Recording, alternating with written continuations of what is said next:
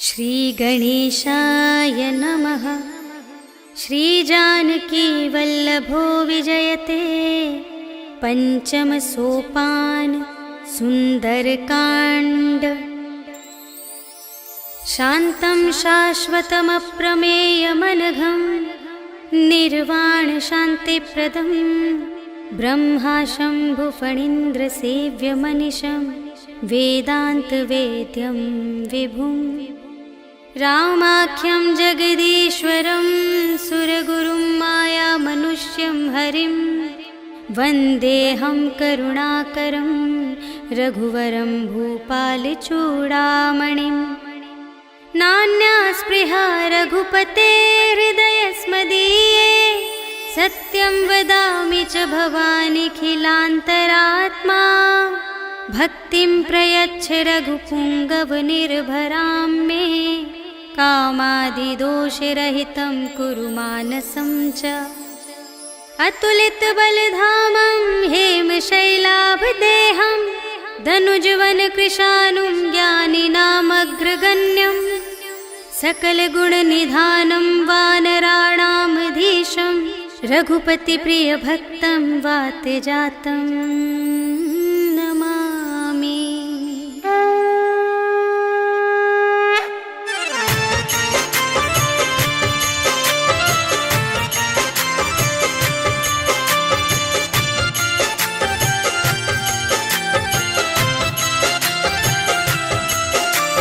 जामवंत के वचन सुहाए सुनि हनुमंत हृदय अति भाए।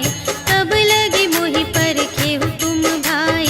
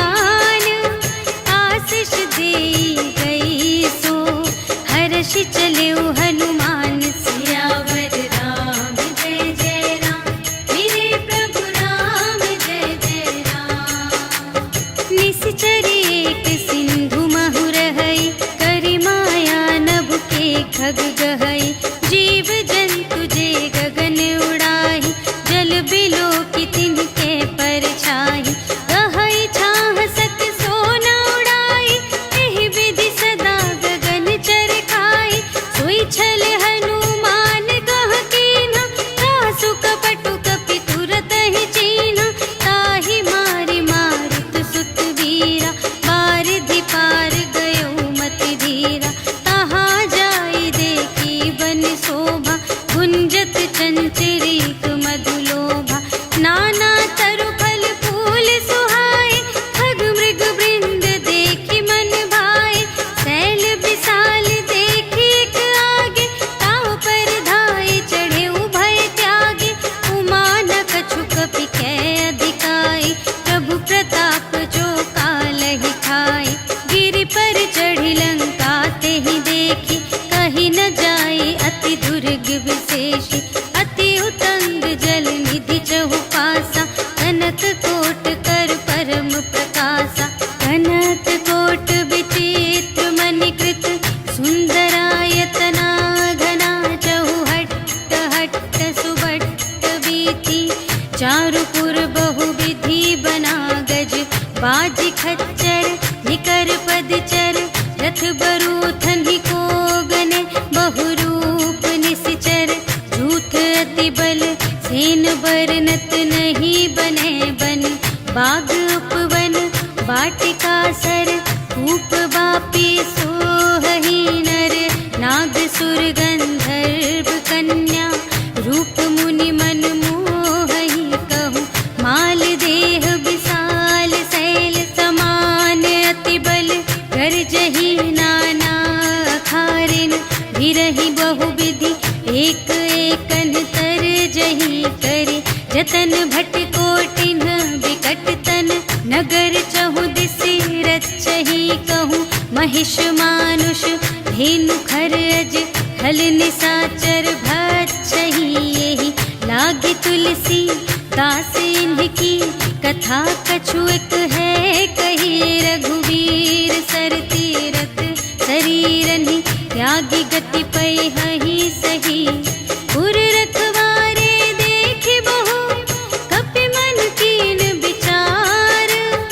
अति लघु रूप धरो निसी, नगर करो पैसार। सियावर राम जय जय राम, मेरे प्रभु राम जय जय राम। मसक समान रूप कपि धरि, लंक ही चले सुमिर नर हरि। नाम लंक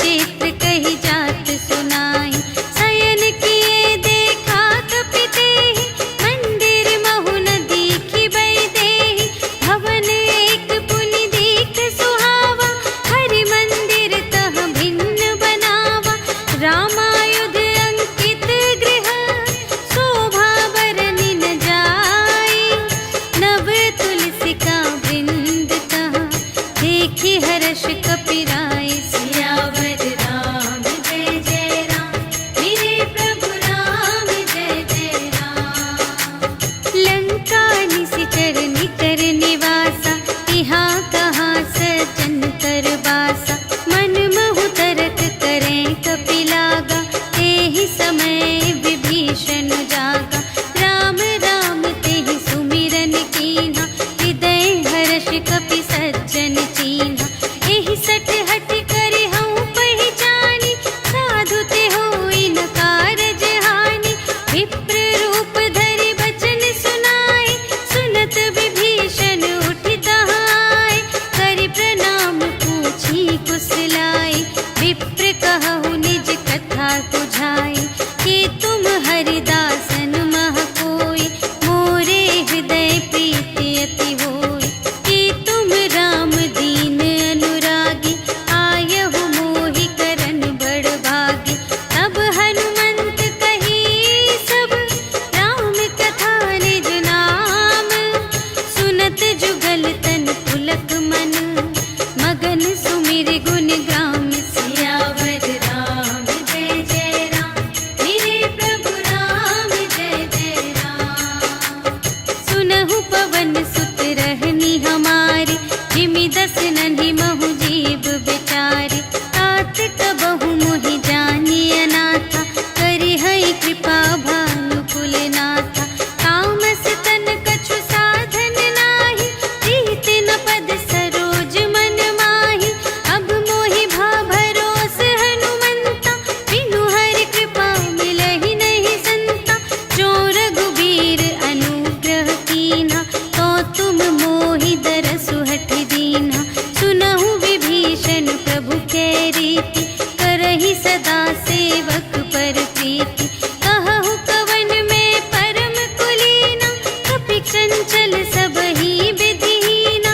रात लेहि जो नाम हमारा, तेहि दिन ताहि न मिलै आहारा। अस में अधम सखा सुनु, मोहु पर रघुबीर। कीन्ही कृपा सुमिरि गुण, भरे बिलोचन नीर। सियावर राम जय जय राम, मेरे प्रभु राम जय जय राम। जानत हूँ अस स्वामी बिसारे, हिरहित काहे न होहि दुखारे। एहि विधि कहत राम गुण ग्रामा, पावा अनिर्वाच विश्रामा। उनि सब कथा विभीषण कही, जेहि विधि जनक सुता तह रही। तब हनुमंत कहा सुनु भ्राता, देखि चहऊँ जानकी माता। जुगति विभीषण सकल सुनाई, चले पवन सुत विदा कराई। करि सोई रूप गयो पुनि तहवा, बन अशोक सीता रह जहवा। देखि मनहि महु कीन्ह प्रणाम, बैठे ही बीति जात निस जाम। रिस तनु शीस जटा एक बेनी, जपति हृदय रघुपति गुण श्रेणी।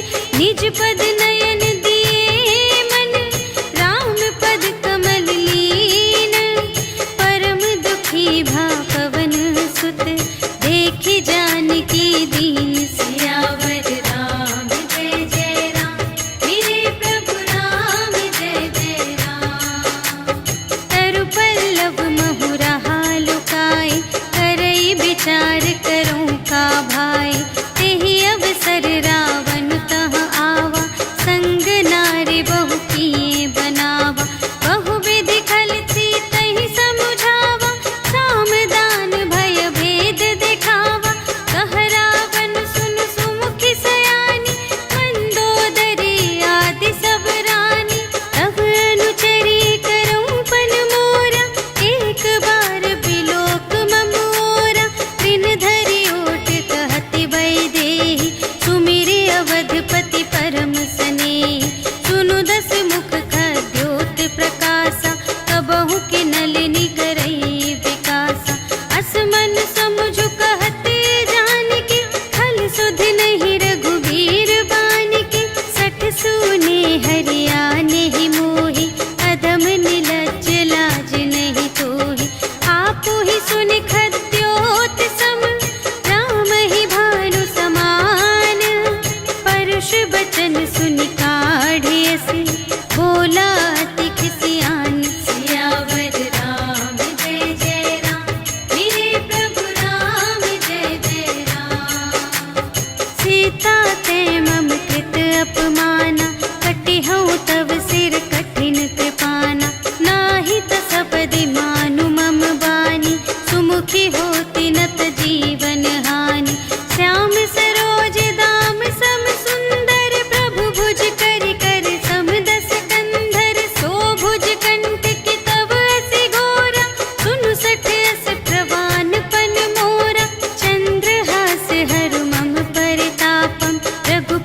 विरह अनल संजातम शीतल निशित बहसि बरधारा कह सीता हरु मम दुख भारा सुनत बचन पुनि मारन धावा भयतनया कहि नीति बुझावा कहि सकल निश्चरिन बुलाई सीतहि बहु विधि त्रास हो जाय मास दिवस महु कहा न माना तो मैं मार बिकाढ़ी कृपाना भवन गयौ दस कंधर यहाँ पिसाचिन वृंद सीतहि त्रास दिखावही धरहि रूप बहुमंद सियावर राम जय जय राम मेरे प्रभु राम जय जय राम त्रिजटा नाम राक्षसी एका रामचरण रति निपुण विवेका सबन्हु बोली सुनाए सि सपना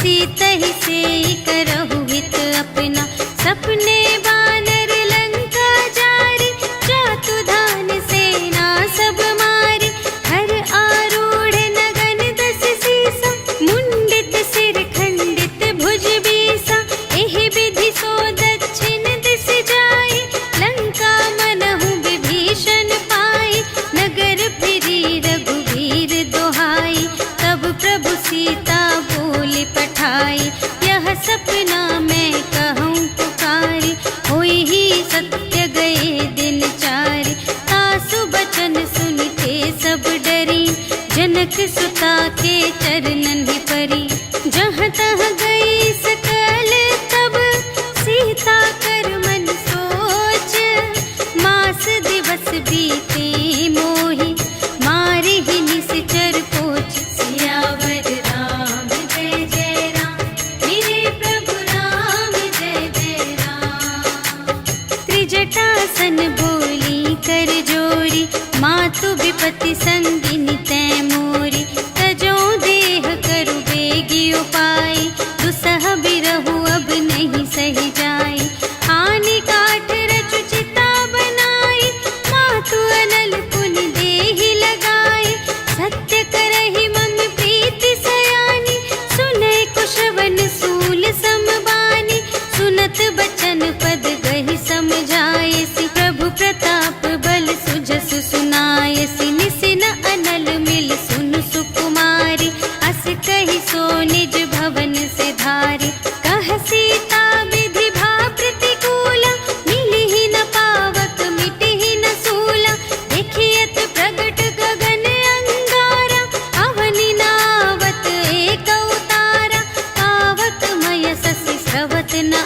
आगे मानहु मोहि जाने हथ भागी सुनहि विनय मम विटप अशोका सत्य नाम करु हरु मम शोका नूतन किसलय अनल समाना देहि अग्नि जन करहि निदाना देखि परम बिरहा कुल सीता सोछन कपिहि कल्प समबीता कपि करि हृदय विचार दीन्हि मुद्रिका डारि तब जन अशोक अंगार दीन हर्षि उठी कर गहेउ सियावर राम जय जय राम मेरे प्रभु राम जय जय राम तब देखी मुद्रिका मनोहर राम नाम अंकित अति सुंदर चकित चितव मुद्री पहचानी हर्ष विषाद हृदय कुलानी जीत को सकई अजय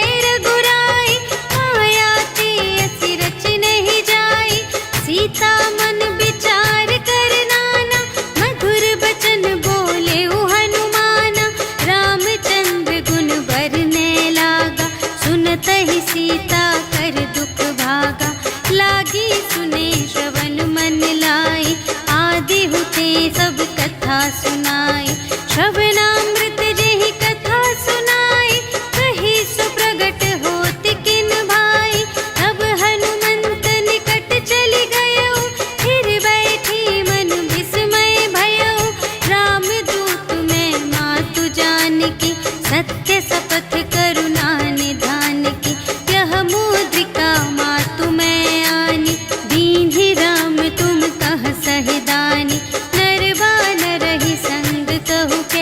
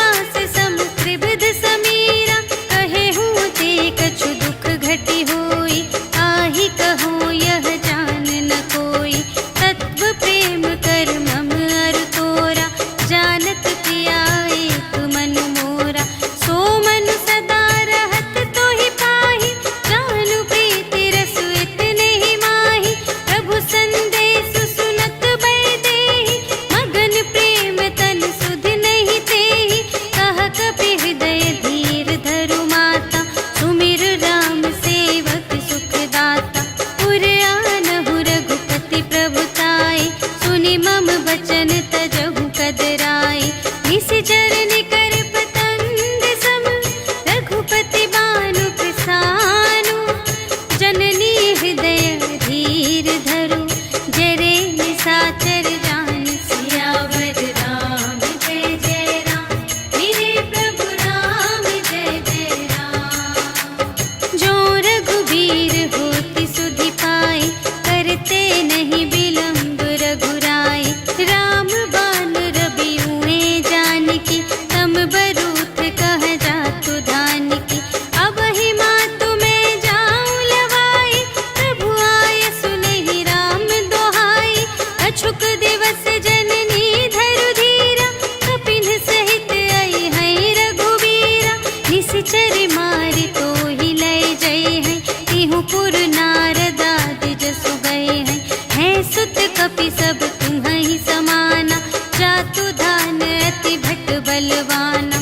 मोरे हृदय परम संदेहा, सुनि कपि प्रगट कीन्ह निज देहा। कनक भूधरा कार शरीरा, समर भयंकर अति बलबीरा। सीता मन भरोस तब भयउ, पुनि लघु रूप पवन सुत लयउ। सुनु माता शाखा मृग, नहीं बल बुद्धि विशाल। प्रभु प्रताप ते गरुड़हि, खाई परम लघु ब्याल। सियावर राम जय जय राम, मेरे प्रभु राम जय जय राम। मन संतोष सुनत कपि बानी, भगति प्रताप तेज बलसानी। आशीष दीन्हि राम प्रिय जाना, ओहु तात बलशील निधाना। अजर अमर गुण निधि सुत होहु, करहु बहुत रघुनायक छोहु। करहु कृपा प्रभु अस सुनि काना, निर्भय प्रेम मगन हनुमाना। बार बार नाय सिपद सीसा, बोला बचन जोरि कर कीसा।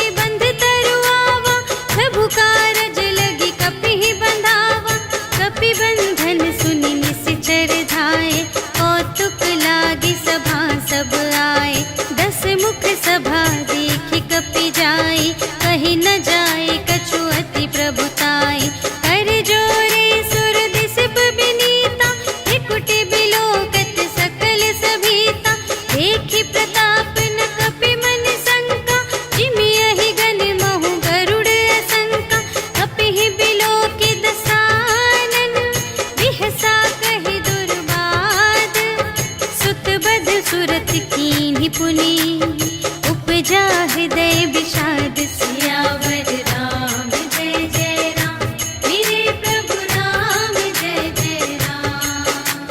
कहलन केस कवन तय कीसा, एहि के बल घाले सिबन कीसा।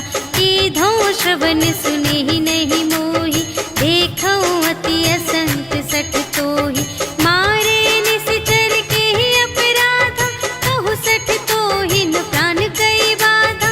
सुनु रावण ब्रह्मांड निकाया, खाई जासु बल बिरचति माया। जाके बल बिरंचि हरीसा, पालत सृजत हरत दस सीसा।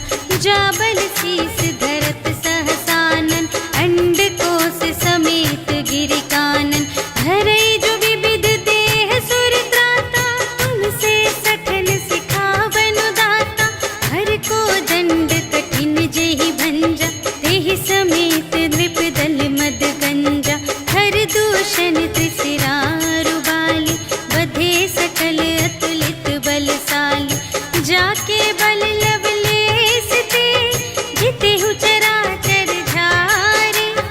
आसु दूत में जा करी, हरियाणेहु प्रिय नारी। सियावर राम जय जय राम, मेरे प्रभु राम जय जय राम। जानो मैं तुम्हारी प्रभुताई, सहस बाहु सन परी लराई। समर बाली सन करि जसु पावा, सुनि कपि बचन बिहसि बिहरावा। आयउ फल प्रभु लागे भूखा, कपि सुभाव ते तोरेउ रोका। सबके देह परम प्रिय स्वामी, मारहि मोहि कुमारग गामी। जिन्ह मोहि मारा ते मैं मारे, तेहि पर बांधे तनय तुम्हारे। मोहि न कछु बांधे कैलाजा, कीन्ह चहु निज प्रभु कर काजा। विनती करऊं जोर कर रावण, सुनहु मान तजि मोर सिखावन। देखहु तुम निज कुलहि बिचारी, धन तजि भजहु भगत भयहारी। जाके डर अति काल डेराए, जो सुर असुर चराचर खाए।